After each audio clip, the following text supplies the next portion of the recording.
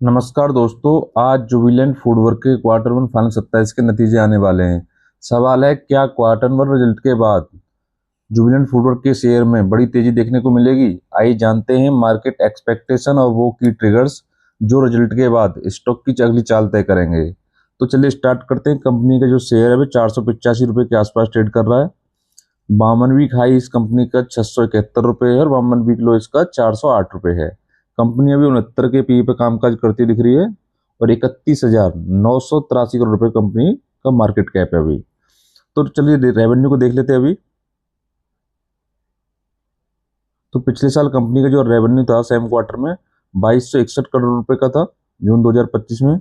Last quarter में मार्च 26 में 2500 करोड़ रुपए के आसपास रेवेन्यू था, 2499 करोड़ का। और अभी 2570 करोड़ रुपए के आसपास रेवेन्यू आने की उम्मीद है आपको।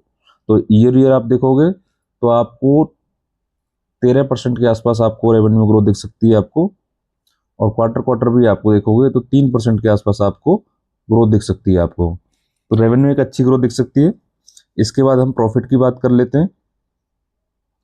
तो लास्ट ईयर कंपनी का जो प्रॉफिट था 94 करोड़ रुपए का था, लास्ट क्वार्टर में 82 CR का था। अब जो अभी 120 करोड़ रुपए के आसपास प्रॉफिट आने की उम्मीद है। तो आप ईयर आप देखोगे तो प्रॉफिट में एक बड़ा जंप मिल सकता है, 27% के आसपास आपको प्रॉफिट में जंप मिल सकता है। और क्वार्टर क्वार्टर देखोगे तो आपको 46% की एक बड़ी ग्रोथ प्रॉफिट में दिख सकती है।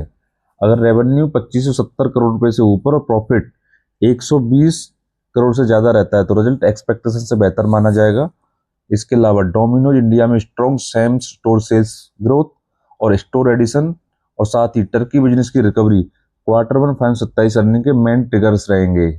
अगर आपको ऐसे ही क्वार्टर रिजल्ट से पहले मार्केट एस्टिमेट चाहिए तो वीडियो को लाइक और सब्सक्राइब करना ना भूलें। धन्यवाद, मिलते हैं अगली वीडियो में।